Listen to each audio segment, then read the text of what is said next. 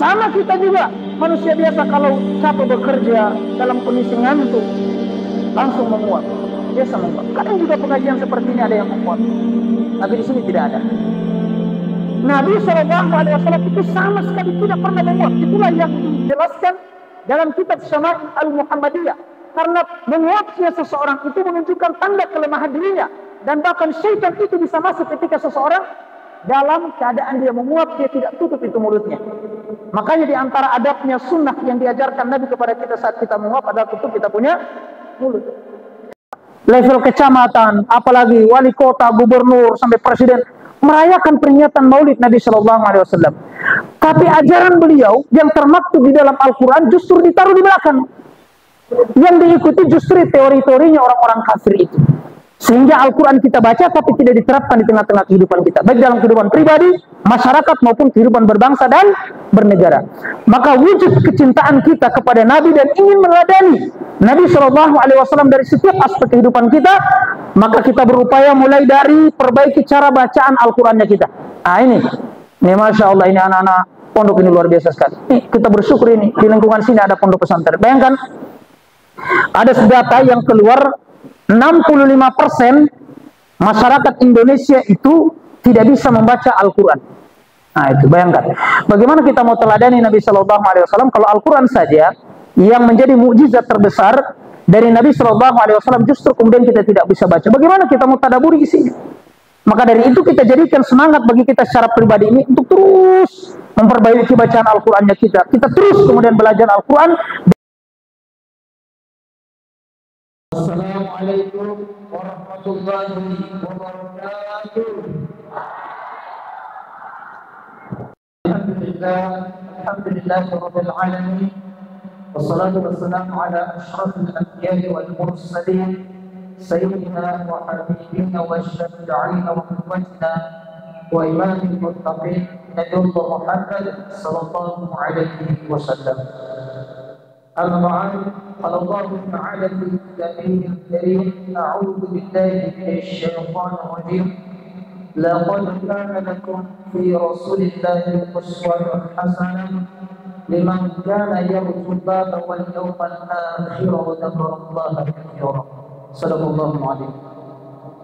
Pertama-tama yang kami hormati dan muliakan pada Bapak Kepala Desa atau yang mewakili, kepada segenap pengurus masjid maupun masyarakat, ibu-ibu majelis taklim, adik-adikku sekalian yang insya Allah dimuliakan Allah Subhanahu Wa Taala. Bagaimana kabarnya malam ini? Semuanya sehat? Alhamdulillah. Senantiasa kita bersyukur kepada Allah Subhanahu Wa Taala akan banyaknya nikmat dan karunia yang Allah berikan kepada kita. Di antaranya adalah nikmat kesehatan. Allah Subhanahu Wa Taala menggerakkan hati kita sehingga kita bisa berkumpul bermajelis ilmu di malam ini dalam rangkaian peringatan Maulid Nabi besar Muhammad Sallallahu Alaihi Wasallam 1446 Hijriah. Semoga insya Allah kehadiran kita di sini, setiap jejak langkah kaki kita menuju ke tempat ini dan kita berkumpul di masjid kita ini, mudah-mudahan Allah Subhanahu Wa Taala senantiasa berikan datang setiap pahala kebaikan kita. Para malaikat senantiasa mendoakan kita agar seluruh dosa dan kesalahan yang kita lakukan senantiasa diampuni oleh Allah Subhanahu Wa Taala. Amin ya Allah ya Rabbal Alamin. Salawat serta salam senantiasa kita kirimkan kepada penghulu para nabi Sayyidina Muhammad Sallallahu Alaihi Wasallam. Allahumma salli wa sallim wa barik alaihi. Semoga insya Allah kita semua yang hadir pada kesempatan malam ini dan di antara anggota ahli keluarga yang kita cintai, mudah-mudahan semuanya mendapatkan syafaat dari baginda Nabi Sallallahu Alaihi Wasallam. Hadirin wa hadirat yang insya Allah dimuliakan Allah Subhanahu Wa Taala, di antara hikmah adanya peringatan Maulid Nabi besar Muhammad Sallallahu Alaihi Wasallam tiada lain adalah untuk menambah rasa kecintaan kita dan keagungan kita akan sosok Nabi besar Muhammad Sallallahu Alaihi Wasallam. Sehingga dengan adanya momentum Maulid seperti ini adalah momentum bagi kita untuk kembali memuhasabah hatinya kita, bahwa benar-benar dalam kehidupan kita ini sosok yang paling kita cintai nomor satu adalah Nabi besar Muhammad sallallahu alaihi wasallam. Itu sebagai bukti lengkapnya keimanan kita. Karena Nabi sallallahu alaihi wasallam menyampaikan la yu'minu ahadukum hatta akuna ahabba ilaihi min walidihi wa waladihi wan nasi ajma'in. Nabi menyampaikan tidak dikatakan beriman atau tidak sempurna keimanan salah seorang di antara kalian hingga kalian itu, kata baginda Nabi sallallahu alaihi wasallam, lebih mencintaiku dibandingkan dengan orang tuanya kita dan semua manusia yang ada di dunia ini, yang ada di alam semesta ini. Jadi ini adalah momentum bagi kita untuk kembali mengoreksi hati kita. Jangan sampai kita ini saking sibuk dengan urusan dunia, justru rasa cinta itu kita tempatkan Nabi Shallallahu Alaihi Wasallam urutan kedua, ketiga sampai seterusnya. Jangan sampai yang kita cintai itu adalah entah pasangan hidup kita kah, orang tua kita, atau ke anak-anak kita. Maka Nabi Shallallahu Alaihi Wasallam mengancam kita, la yu'minu ahadukum, tidak sempurna atau bahkan tidak dikatakan beriman salah seorang di antara kalian.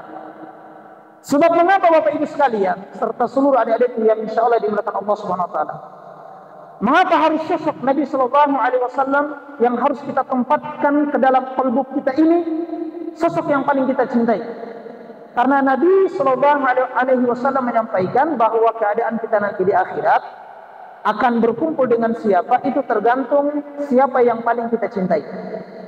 Anta ma'a man ahbabta, sesungguhnya keadaan kita nanti di akhirat akan membersamai atau akan bersama dengan orang yang paling kita cintai.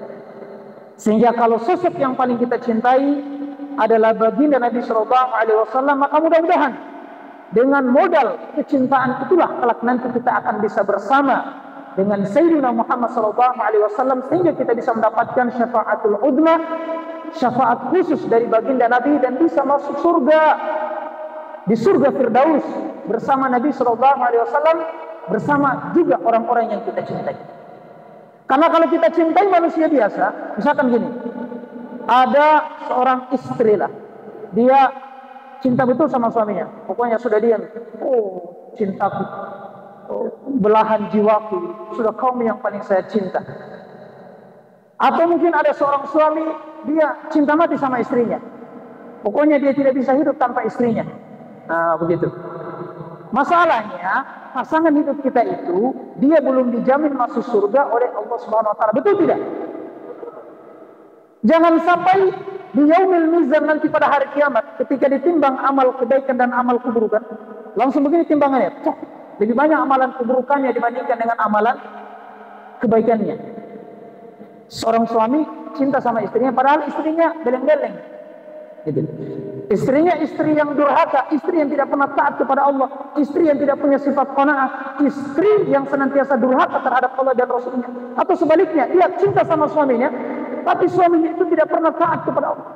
Ketika ada panggilan, hayya 'alas shalah, pokoknya masih merokok-rokok aja di teras, habiskan kopinya, tidak mau datang sholat di masjid. Tapi kan di sini tidak ada, toh? Ada atau tidak? Agak meragukan itu. Ada atau tidak? Alhamdulillah. Jadi itulah, dengan modal rasa cinta kita kepada Nabi Sallallahu Alaihi Wasallam itu kita berharap kelak nanti kita akan bisa bersama-sama dengan Nabi Sallallahu Alaihi Wasallam. Hikmah yang kedua, Bapak Ibu sekalian serta seluruh adik-adik yang insya Allah dimuliakan Allah Subhanahu Wa Taala, menambah rasa keagungan kita akan sosok Nabi Sallallahu Alaihi Wasallam. Sebagaimana yang tertulis dalam kitab Maulid Al-Barzanji, wa kana sallallahu alaihi wasallam akmalan nasi khalqan wa khuluqan dadati wa sifatin saniyah. Adalah Nabi Muhammad sallallahu alaihi wasallam itu yang sempurna dari sisi penciptaannya, dari sisi fisik beliau adalah yang terbaik. Akhlaknya Nabi sallallahu alaihi wasallam itu adalah akhlak yang terbaik, dan Nabi itu memiliki sifat-sifat yang begitu terpuji.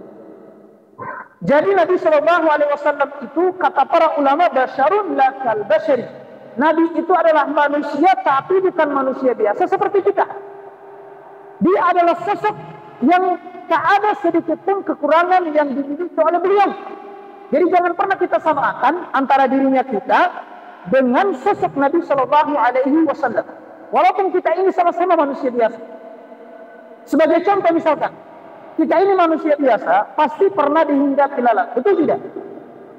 Dustalah, bohonglah seseorang kalau dia katakan, oh Ustaz, saya tidak pernah dihinggapi lalat, hanya tawon saja dihinggapi. Nah, tidak seperti itu. Kita ini manusia biasa pasti pernah dihinggapi lalat. Tapi Nabi SAW sepanjang hidupnya sama sekali tidak pernah dihinggapi lalat. Karena seluruh kainat yang ada di alam semesta ini, mereka tahu kemuliaan Nabi SAW, sehingga lalat pun tahu diri bahwa dia biasa hinggap di tempat yang kotor, maka dia tidak layak untuk hinggap di tubuh yang suci dan mulia pada diri Nabi Muhammad SAW. Sama kita juga manusia biasa kalau capek bekerja dalam kondisi ngantuk langsung menguap, biasa menguap. Kadang juga pengajian seperti ini ada yang menguap, tapi di sini tidak ada. Nabi SAW itu sama sekali tidak pernah menguap. Itulah yang dijelaskan dalam kitab Syama'il Al-Muhammadiyah. Karena menguapnya seseorang itu menunjukkan tanda kelemahan dirinya, dan bahkan syaitan itu bisa masuk ketika seseorang dalam keadaan dia menguap, dia tidak tutup itu mulutnya. Makanya di antara adabnya sunnah yang diajarkan Nabi kepada kita saat kita menguap adalah tutup kita punya mulut. Dan Nabi SAW itu tidak pernah menguap. Sama juga dengan kita Bapak Ibu sekalian. Kalau kita bekerja seharian pergi di sawah, kemudian kita memacul, itu kita berkeringat. Tapi jangan samakan keringatnya kita dengan keringatnya Nabi Muhammad SAW. Kalau keringatnya kita dilapih baju, dikasih cium sama kita punya teman, langsung pingsan dia, gitu. Langsung dibius. Nah itu kalau keringatnya kita. Tapi kalau keringatnya Nabi SAW, Masya Allah, mengeluarkan aroma semerbak yang begitu kuat. Sampai ada seseorang yang fakir, anaknya hendak menikah, dia tidak punya uang untuk membeli parfum, maka dia mendatangi Nabi SAW, maka diberikan setetes dari keringat beliau. Maka di hari walimatul urs, di hari pernikahan anaknya itu, dikasih keluar, kemudian ditetesi kepada pengantin itu, maka Masya Allah, di tempat walimah itu mengeluarkan aroma yang begitu wangi. Itu adalah keringatnya Nabi Muhammad SAW. Begitupun juga dari sisi ketampanan Nabi. Bagaimana sosok Nabi SAW? Bayangkan para sahabat itu, ketika mereka lewat di tepat malam bulan purnama, maka mereka terkesima dengan cahaya bulan purnama yang begitu terang. Tetapi ketika sosok Nabi SAW keluar dan mereka melihat wajah Nabi itu lebih terang, wajah baginda Nabi SAW dibandingkan dengan terang benderangnya cahaya bulan purnama. Sampai dalam salah satu riwayat ketika Hasan bin Thabit itu adalah penyair yang paling terkenal di zaman jahiliyah dulu. Jadi di zaman dulu, kalau mau ingin terkenal, mau ingin dinaikkan namanya seseorang, diangkat derajatnya, atau mau dijatuhkan kehormatannya, itu lewat syair. Beda dengan sekarang. Kalau sekarang ini kalau mau terkenal, tinggal cetak saja baliho banyak-banyak. Kemudian tulis, pilihlah saya siap kaki di kepala, kepala di kaki. Pokoknya bla bla bla bla gitu. Ada ambil HP, kemudian goyang-goyang kayak cacing kepanasan. Nah gitu, bikin video yang aneh-aneh, langsung terkenal itu. Itu kalau di zaman sekarang. Tapi kalau di zaman dulu lewat syair. Makanya orang-orang kafir Quraisy, para pembesar-pembesar mereka itu, mereka sengaja mendatangkan Hasan bin Thabit. Permintaan mereka adalah mereka ingin dibuatkan satu syair yang menjatuhkan kehormatan Nabi SAW. Jauh-jauh dari Yathrib didatangkan, diberikan bayaran yang mahal, sudah di-DP. Tetapi Hasan bin Thabit ini adalah penyair yang profesional, maka dia katakan seperti ini. Tunggu dulu, saya ingin melihat sosok Muhammad yang kalian bicarakan itu. Saya akan cari kekurangan dia, apakah dari cara jalannya kah, dari wajahnya kah, dari hidungnya kah, dari rambutnya kah, dari pakaiannya kah. Kemudian saya akan buatkan satu syair untuk kalian, sehingga kehormatannya Muhammad itu akan jatuh di tengah-tengah masyarakat Mekah saat itu. Tetapi apa yang terjadi Bapak Ibu sekalian, ketika Hasan bin Thabit berjumpa dengan Nabi SAW, Hasan bin Thabit itu langsung ngomong, langsung gini, gitu. Coba dulu, 1, 2, 3, langsung melongo begitu. Langsung dia kembalikan uang DP yang sudah dibayar mahal kepadanya.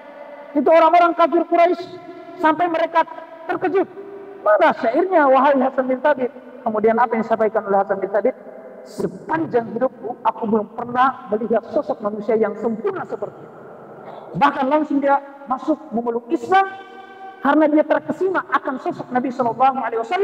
Bahkan sampai dia keluarkan untayan syairnya memuji bagaimana sosok Nabi sallallahu alaihi wasallam. Wa ahsanu minka lam taraqatu aini wa ajmalu minka lam talidun nisa'u khuliqta mubarra'an min kulli 'aibin ka'annaka qad khuliqta kama tasha'u. Ia sampaikan, ya Rasulullah, mata ini tak pernah melihat sosok manusia yang seindah dirimu. Dan satupun wanita sejak wanita di zaman Nabi Adam sampai manusia di akhir zaman, tak akan ada yang bisa melahirkan manusia yang setampan dirimu. Engkau diciptakan, ya Rasulullah, bersih dari segala aib dan kekurangan. Ka'annaka qad khuliqta kama tasha'u. Seakan-akan engkau diciptakan itu berdasarkan keinginan. Jadi itu sosok Nabi kita, Nabi Muhammad SAW, yang mesti kemudian kita kagumi karena sedikit pun tak ada kekurangan yang dimiliki oleh beliau. Itu dari sisi fisik. Lantas bagaimana akhlaknya Nabi SAW? Dipuji langsung oleh Allah Subhanahu Wa Taala. Wa innaka la'ala khuluqin 'adzim. Sesungguhnya engkau ya Muhammad SAW memiliki akhlak yang begitu bagus. Sehingga kita yang hadir pada kesempatan majelis maulid pada malam ini, sebagai bentuk rasa cinta kita kepada Nabi SAW adalah wajib bagi kita untuk menjadikan baginda Nabi itu sebagai role model, sebagai uswah, sebagai teladan dalam setiap kehidupan kita, apapun statusnya kita. Sebagaimana Allah Subhanahu Wa Taala berfirman, laqad kana lakum fi Rasulillahi uswatun hasanah liman kana yarjullaha wal yawmal akhir wa dzakarallaha katsira. Sesungguhnya telah ada teladan yang terbaik pada diri baginda Nabi sallallahu alaihi wasallam, yakni sesiapa saja yang menginginkan rahmat Allah dan kedatangan hari kiamat, dan mereka itu banyak menyebut nama Allah Subhanahu wa taala. Sehingga inilah yang kemudian kita syukuri menjadi salah satu bagian dari umat Nabi sallallahu alaihi wasallam. Beliau itu sebagai penutup para nabi yang punya haibah, yang orang-orang dari kalangan kaum muslimin, bahkan orang-orang kafir pun juga kagum akan sosok Nabi Muhammad sallallahu alaihi wasallam, karena nabi itu luar biasa sekali sosok. Bahkan dalam beberapa sirah kita baca bagaimana keagungan sosok Nabi sallallahu alaihi wasallam ketika beliau turun dari Gua Hira itu, ketika turun ayat wahyu yang pertama kepadanya, Iqra bismi rabbikal ladzi khalaq, khalaqal insana min 'alaq, Iqra wa rabbukal akram, alladzi 'allama bil qalam, 'allamal insana ma lam ya'lam. Kemudian setelah turun diselimuti oleh Khadijah binti Khuwailid radhiyallahu anha, kemudian dia ceritakan dan dia mendatangi Waraqah bin Naufal untuk menceritakan apa yang dialami oleh beliau. Maka apa yang disampaikan oleh Waraqah bin Naufal, salah seorang pendeta Nasrani yang memang dia masih murni ajaran yang dia bawa, dia sampaikan itu adalah namus yang dimaksud adalah malaikat Jibril alaihi salam, yang sebagaimana namus itu malaikat Jibril alaihi salam pernah mendatangi juga Nabi Musa alaihi salam dan nabi-nabi ketemu. Kemudian dia ta'zim sampai kemudian dia memeluk Nabi sallallahu alaihi wasallam, dia hormati baginda Nabi. Dan sampai dia sampaikan, sekiranya aku masih berikan kesempatan hidup, maka aku akan berjuang bersamamu ketika engkau terusir oleh kaum. Begitupun juga Nabi sallallahu alaihi wasallam di umur 12 tahun ketika pergi berdagang bersama pamannya Abu Thalib, ketika telah sampai di salah satu wilayah dan dia bertemu dengan pendeta Buhairah di salah satu wilayah Syam, maka pendeta Buhairah itu menjamunya karena dia lihat ada tanda-tanda kenabian sepanjang perjalanan baginda Nabi sallallahu alaihi wasallam senantiasa diiringi awan. Kemudian ketika beliau bersandar di bawah pohon, maka pohon itu menjadi rindang turun melindungi Nabi sallallahu alaihi wasallam, sampai kemudian dia lihat di salah satu belakang Nabi sallallahu alaihi wasallam ada tanda kenabian di situ.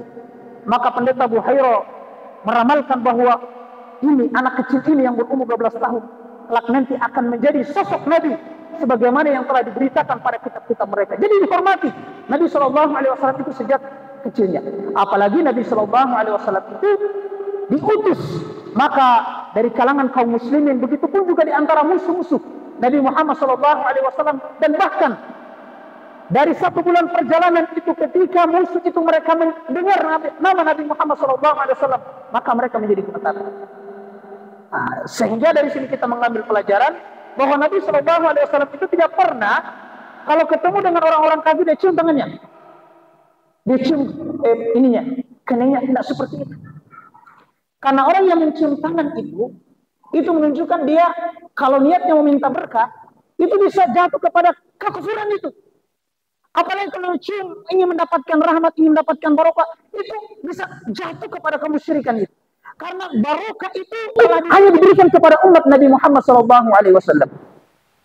Makanya baginda Nabi kalau bertemu dengan orang-orang kafir, Nabi SAW itu tidak cium-cium tangannya, tidak cium-cium kepalanya, enggak. Nabi langsung menasihati dia supaya dia memeluk Islam. Sebagaimana di dalam salah satu Quran surah At-Taubah, ketika Nabi SAW berjumpa dengan Adi bin Hatim, sementara Adi itu masih memakai kalung salib yang terbuat dari perak, yang menunjukkan bahwa dia adalah seorang Nasrani. Faqala hadhihi al-ayah, maka Nabi ketika melihat Adi bin Hatim seperti itu, langsung kemudian dia membacakan firman Allah dalam Quran surah At-Taubah ayat 31. Ittakhadu ahbarahum wa ruhbanahum arbaban min dunillah. Sesungguhnya kalian itu, wahai para penganut Yahudi dan Nasrani, kalian telah menjadikan para rahib, pendeta-pendeta kalian dan pemimpin-pemimpin kalian sebagai Tuhan-Tuhan selain Allah. Qala faqultu, maka Adi bin Hatim mengatakan, innahum lam ya'buduhum. Ya Muhammad, seumur-umurku aku tidak pernah melihat para penganut Yahudi dan Nasrani itu mereka sujud menyembah para pemuka-pemuka agama mereka. Qala bala, maka Nabi SAW menyampaikan, akan tetapi mereka itu para pembesar-pembesar agama mereka telah mengharamkan apa yang Allah halalkan dan menghalalkan apa-apa yang telah Allah haramkan. Maksudnya dia sudah kotak-katik itu kitab-kitab suci mereka. Fattaba'uhum, dan kalian itu mengikuti mereka, taklid buta. Fadzalika ibadatuhum iyahum, maka itulah bentuk peribadatan kalian, bentuk penyembahan kalian terhadap sesama manusia. Makanya Adi bin Hatim diceramai seperti itu, langsung dia mengucapkan 2 kalimat syahadat, memeluk Islam dia, asyhadu an la ilaha illallah wa asyhadu anna Muhammadar Rasulullah. Karena salah satu sifat yang ada pada diri Nabi SAW yang mestinya kemudian kita teladani, tabligh, yakni menyampaikan risalah dengan penuh kejujuran. Nah, seperti itu. Sehingga ini diikuti oleh para sahabat, sebagaimana apa yang dilakukan oleh Sayyidina Umar bin Khattab radhiyallahu anhu. Sayyidina Umar ketika menjadi seorang khalifah, ketika dia berjalan dan dia mendapati seorang pendeta, maka kemudian Sayyidina Umar bin Khattab itu dia panggil itu pendeta itu. Setelah itu Amirul Mukminin langsung menangis meneteskan air mata. Ini yang disampaikan dalam tafsir Ibnu Katsir. Kemudian pendeta itu bertanya, wahai Amirul Mukminin, mengapa engkau menangis seperti itu? Kemudian apa yang disampaikan oleh Sayyidina Umar bin Khattab, membacakan firman Allah, amilatun nasibah tasla naran hamiyah. Kalian itu bekerja keras lagi kepayahan, tapi ujung-ujungnya akan masuk ke dalam api neraka jahanam yang kekal abadi selama-lamanya. Jadi langsung diceramai seperti itu. Makanya saya nonton itu ceramahnya Ustadz Abdul Somad. Ini bisa dicek nanti di YouTube. Ketika ditanya, Ustadz, bagaimana hukumnya mencium kepala para pembesar agama lain yang tidak mengucapkan 2 kalimat syahadat, yang tidak pernah mengakui kerasulan Nabi SAW? Maka dia memberikan analogi seperti ini. Ada orang pezina, ada orang pembohong pendusta, ada orang yang suka main judi, memakan harta riba, dan yang kelima ada orang yang mengatakan bahwa Allah itu punya anak. Di antara 5-limanya ini, mana yang paling besar dosanya? Adalah yang menuduh bahwa Allah itu punya anak. Ada orang mabuk saja dia minum pongasi, kameko atau mereka yang lain. Adakah di antara kita yang datang cium-cium tangannya? Nggak ada yang berani seperti itu. Malah kan kemudian kita merasa jijik, bukan sama orangnya, tapi masalah perbuatannya. Jadi inilah yang kemudian perlu kita perhatikan, bahwa di antara hikmah diutusnya Nabi SAW ini menyampaikan risalah apa adanya. Beliau sebagai penutup para nabi, diutusnya Nabi SAW, maka telah menghapus semua agama-agama terdahulu. Maka siapa saja yang tidak mengakui kerasulan Nabi SAW, maka mereka terkategori sebagai orang kafir, dan kalau meninggal masuk neraka kekal abadi selama-lamanya, sebaik apapun kalau dia tidak pernah mengucapkan 2 kalimat syahadat. Maka inilah yang harus kemudian kita teladani. Di antara karakteristik Nabi SAW yang mesti kemudian kita teladani, karena Nabi itu adalah dari sisi mana saja, beliau adalah sosok teladan yang terbaik dalam semua kehidupan kita. Mau bicara masalah pemimpin, Nabi SAW itu adalah pemimpin yang terbaik. Makanya ada seorang Yahudi, ini seorang Yahudi sendiri, menulis dalam salah satu bukunya 100 tokoh yang paling berpengaruh di dunia. Dan Nabi SAW itu ditempatkan sebagai urutan nomor 1 sebagai sosok pemimpin yang paling berpengaruh di dunia. Sebab mengapa? Karena Nabi SAW itu adalah sosok pemimpin yang begitu luar biasa. Bahkan kepemimpinan beliau itu bukan hanya berhasil dari sisi beliau. Bahkan Nabi SAW itu berhasil membentuk para sahabat sampai kemudian mereka pun juga menjadi pemimpin-pemimpin yang terbaik. Maka tidak kurang ketika Nabi SAW wafat. Jadi baginda Nabi itu meninggal di usia 63 tahun. Beliau lahir di bulan Rabiul Awal. Walaupun terjadi perbedaan pendapat para ulama masalah tanggalnya. Ada yang mengatakan tanggal 2 Rabiul Awal, ada yang mengatakan 8 Rabiul Awal, 12 Rabiul Awal. Bahkan dalam kitab sirah Syekh Rahman Al-Mubarakfuri dalam kitab sirahnya mengatakan Rasul itu dilahirkan pada tanggal 9 Rabiul Awal 571 Masehi. Itu terjadi khilaf, perbedaan pendapat para ulama. Hanya saja dengan adanya peringatan Maulid seperti ini, kita tidak buat begini memperingati tanggal kelahirannya Nabi SAW. Tidak seperti itu. Ini yang membedakan kita dengan agama-agama yang lain. Jadi salah juga itu kalau ada penceramah yang mengatakan bidah itu Maulid. Kalau itu menyerupai tasyabbuh terhadap orang-orang kafir, itu sama dengan perayaan Natal. Natal itu sudah ditentukan tanggal 25 Desember. Gitu. Karena mereka rayakan tanggalnya. Tidak, kita tidak merayakan tanggalnya. Tapi yang kita rayakan, yang kita peringati bahwa Nabi SAW itu pernah dilahirkan ke alam semesta ini, dan beliau itu kemudian diutus sebagai rahmatan lil alamin, sebagai rahmat bagi seluruh alam. Sehingga Nabi SAW itu adalah pemimpin yang terbaik. Beliau pun juga wafat di bulan Rabiul Awal. Dan kata para ahli sejarah, sekurang-kurangnya Nabi SAW itu meninggalkan sekitar 2000 para sahabat yang layak di antara mereka yang terbaik untuk menjadi pemimpin. Bukan memimpin Jazirah Arab, tapi memimpin seluruh dunia ini. Itu hebatnya Nabi SAW. Beliau sosok pemimpin yang terbaik dan juga kemudian menghasilkan pemimpin-pemimpin yang terbaik. Karena itu tidak terlepas hasil kaderisasi baginda Nabi SAW. Bicara masalah panglima perang, bahkan Nabi SAW sepanjang hidupnya sekitar 27 kali ikut peperangan langsung, dan baginda Nabi itu berada di garda terdepan sebagai panglima perang yang terbaik. Bicara masalah sosok seorang ayah, Nabi SAW itu adalah ayah yang terbaik di antara anak-anak beliau. Begitupun juga sosok beliau sebagai seorang suami, maka baginda Nabi SAW itu adalah suami yang terbaik di antara istri-istri beliau. Bicara masalah sahabat, Nabi SAW itu adalah sahabat yang terbaik di antara sahabat-sahabat yang lainnya. Jadi sama sekali tak ada kekurangan yang ada pada diri Nabi, mulai dari fisik Nabi SAW maupun juga dari perbuatan-perbuatan beliau. Sampai kemudian Ummul Mukminin Aisyah radhiyallahu anha didatangi oleh salah seorang sahabat. Mereka bertanya bagaimana akhlaknya Nabi SAW itu. Maka Ummul Mukminin mengatakan bahwa akhlaknya Nabi itu adalah Al-Quran. Maka kita ini kalau mengaku mencintai Nabi SAW dan kemudian ingin meneladani beliau, maka terapkanlah, aplikasikanlah apa-apa saja yang termaktub di dalam Al-Quran. Tapi sayang sekali karena negeri kita menerapkan fasludin anil haya, yakni sekularisme yang memisahkan agama dari kehidupan, sehingga Al-Quran itu hanya hafalan. Ini banyak anak-anak pondok ini. Coba kita baca Al-Quran, kemudian setelah itu kita baca, kita tadaburi isinya, mungkin sekitar 90% apa yang kita baca hanya sekedar kita baca, tapi tidak bisa diterapkan di tengah-tengah kehidupan kita. Betul tidak? Tidak bisa diterapkan. Padahal kita ini mayoritas penduduknya muslim. Setiap tahun, mulai dari masyarakat biasa, level kecamatan, apalagi wali kota, gubernur, sampai presiden, merayakan peringatan Maulid Nabi SAW. Tapi ajaran beliau yang termaktub di dalam Al-Quran justru ditaruh di belakang. Yang diikuti justru teori-teorinya orang-orang kafir itu. Sehingga Al-Quran kita baca tapi tidak diterapkan di tengah-tengah kehidupan kita. Baik dalam kehidupan pribadi, masyarakat maupun kehidupan berbangsa dan bernegara. Maka wujud kecintaan kita kepada Nabi dan ingin meneladani Nabi SAW dari setiap aspek kehidupan kita, maka kita berupaya mulai dari perbaiki cara bacaan Al-Qurannya kita. Ini Masya Allah, ini anak-anak pondok ini luar biasa sekali. Kita bersyukur ini di lingkungan sini ada pondok pesantren. Bayangkan, ada data yang keluar 65% masyarakat Indonesia itu tidak bisa membaca Al-Quran.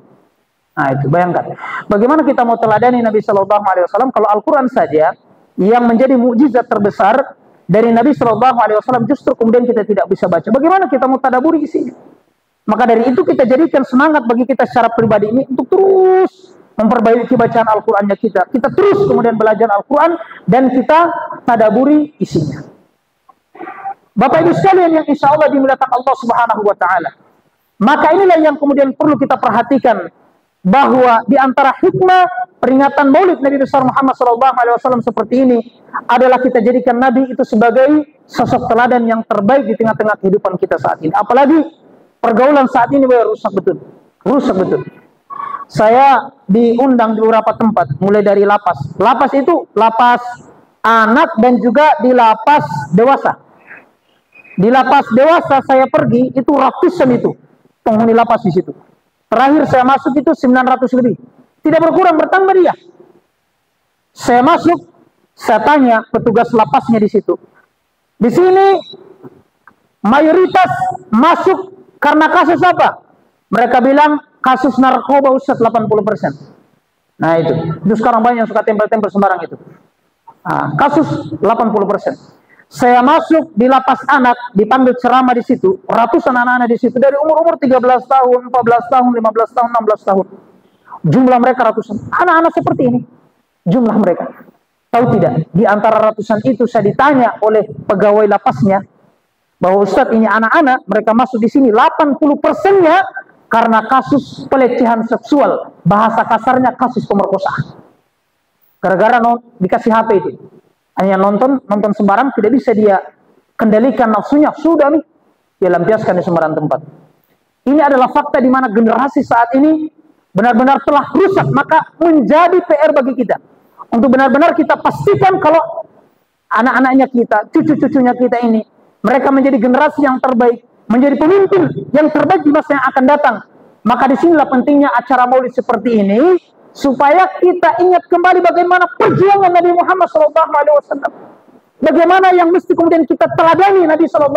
Nabi itu bukan hanya membina beliau secara pribadi, tetapi menghasilkan sosok pemuda yang begitu luar biasa, yang mereka itu punya perasaan khauf, rasa takut mereka kepada Allah Subhanahu Wa Taala yang begitu luar biasa.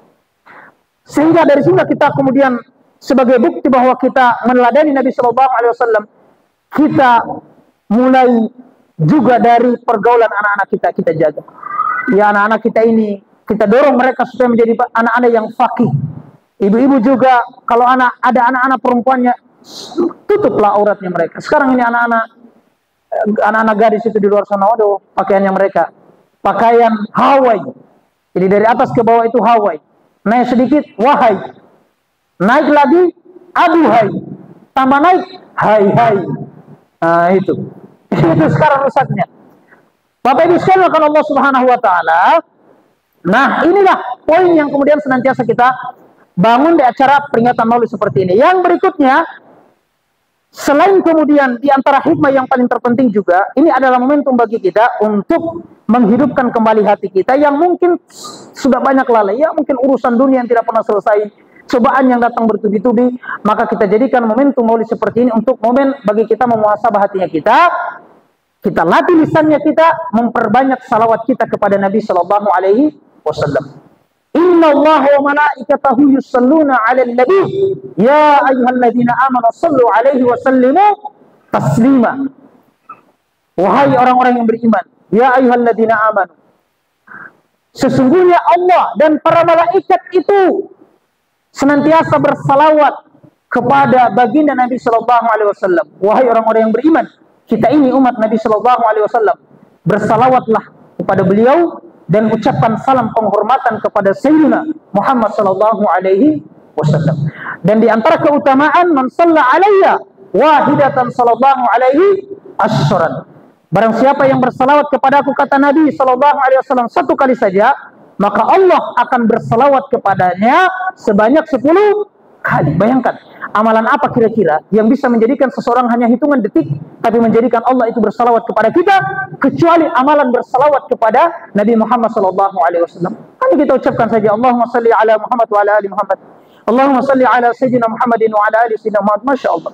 Sampai para ulama mereka mengatakan bahwa seseorang terkategori mengaku mencintai Nabi dan dia terkategori memperbanyak salawatnya kepada Nabi SAW, kalau sekurang-kurangnya dia bisa bersalawat kepada Nabi 300 kali atau 500 kali sehari semalam. Nah, ini momentum bagi kita untuk kembali memperbarui hati kita, melatih lisannya kita ini supaya memperbanyak salawat kita kepada Nabi SAW.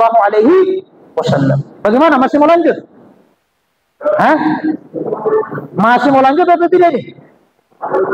Jangan sampai hanya ustadznya saja yang semangat, tapi jamaahnya sudah begini. Oke, kita lanjut 5 menit lagi lah, atau 7 menit lagi. Bagaimana? Sepakat?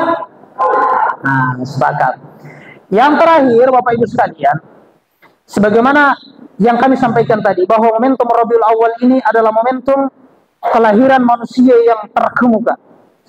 Sayyidul Mursalin, pemimpinnya para nabi dan rasul, adalah baginda Nabi SAW.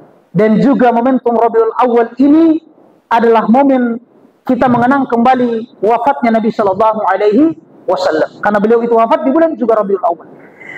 Dan Allah Subhanahu wa taala dalam Quran surah At-Taubah ayat 128 telah mensifati Nabi SAW. Laqad ja'akum rasulun min anfusikum azizun 'alaihi ma 'anittum harisun 'alaikum bil mu'minina raufur rahim. Sesungguhnya telah datang seorang rasul dari kaummu sendiri, dari manusia seperti kalian. Berat terasa olehnya penderitaan yang kalian alami. Kalau boleh jadi, segala penderitaan yang kita alami saat ini, Bapak Ibu sekalian, ini semuanya ditanggung oleh baginda Nabi SAW. Dan baginda Nabi itu amat menginginkan keimanan dan keselamatan bagi kalian. Dan Nabi SAW itu amat belas kasihan dan penyayang terhadap orang-orang yang beriman. Kata para ulama, menunjukkan salah satu keagungan Nabi SAW di antara banyaknya para nabi dan rasul. Tetapi Allah Subhanahu wa taala mensifati baginda Nabi dengan namanya langsung. Raufur Rahim, itu adalah namanya Allah Subhanahu wa taala. Belas kasihan dan penyayang. Itu adalah salah satu nama dari Asmaul Husna, dan itu hanya diberikan kepada Nabi SAW, tidak diberikan kepada nabi dan rasul yang lainnya. Menunjukkan betapa keagungannya Nabi SAW itu melebihi dari para nabi dan rasul terdahulu. Dan di situ Nabi SAW di ayat itu menyampaikan bagaimana sifat dan karakter beliau senantiasa memberikan perhatian kepada kita. Makanya Nabi SAW detik-detik akan meninggalkan ke dunia ini untuk selama-lamanya. Nabi itu yang dia ingat bukan istri-istri beliau. Yang diingat itu bukan sahabat-sahabatnya. Yang diingat itu bukan cucu beliau. Tapi yang diingat oleh baginda Nabi SAW itu adalah kita-kita ini semuanya. Umatnya, supaya bagaimana kita bisa selamat dunia dan akhirat. Dan untuk bisa selamat dunia dan akhirat, diantaranya Bapak Ibu sekalian adalah kita benar-benar meneladani Nabi SAW, menjadikan Al-Quran itu sebagai hudan linnas, sebagai petunjuk kehidupan kita. Baik posisi kita sebagai seorang ayah, posisi kita sebagai seorang ibu, posisi kita sebagai seorang anak terhadap orang tua kita, maka teladanilah Nabi Muhammad SAW. Itu tanda kecintaannya Nabi SAW terhadap kita, perhatiannya beliau. Beda dengan zaman sekarang. Kalau zaman sekarang, orang-orang tua di zaman sekarang, bukan di sini ya, di luar sana, itu kalau sudah mau sakarat, dia panggil semua anak-anaknya. Dia berwasiat, Nak, kalau saya meninggal, jangan jual ruko di sebelah ya. Dia tanya, kenapa mbah? Itu rukonya orang Cina. Bukan rukonya kita. Masa mau jual rukonya orang? Inilah hikmah yang disampaikan oleh Pak Ustadz pada malam ini. Mudah-mudahan insya Allah bisa kita mengerti dan bisa kita aplikasikan dalam kehidupan kita sehari-hari. Bagaimana? Paham tidak apa yang disampaikan oleh Pak Ustadz? Masih kurang semangat. Mengerti tidak apa yang disampaikan oleh Pak Ustadz malam ini? Baik, alhamdulillahirabbil alamin. Demikian apa yang kami sampaikan. Mudah-mudahan insya Allah apa yang kami sampaikan ini menambah keagungan, kecintaan kita, kerinduan kita kepada Nabi SAW, sehingga dengan modal rasa cinta itulah kemudian kita semua bisa meneladani aspek kehidupan Nabi, dari tidurnya beliau sampai bangunnya, ibadah-ibadah yang beliau kerjakan, dan kemudian karakter dan sifat-sifat Nabi Shallallahu Alaihi Wasallam yang lainnya. Demikian kami akhiri. Wassalamualaikum warahmatullahi wabarakatuh.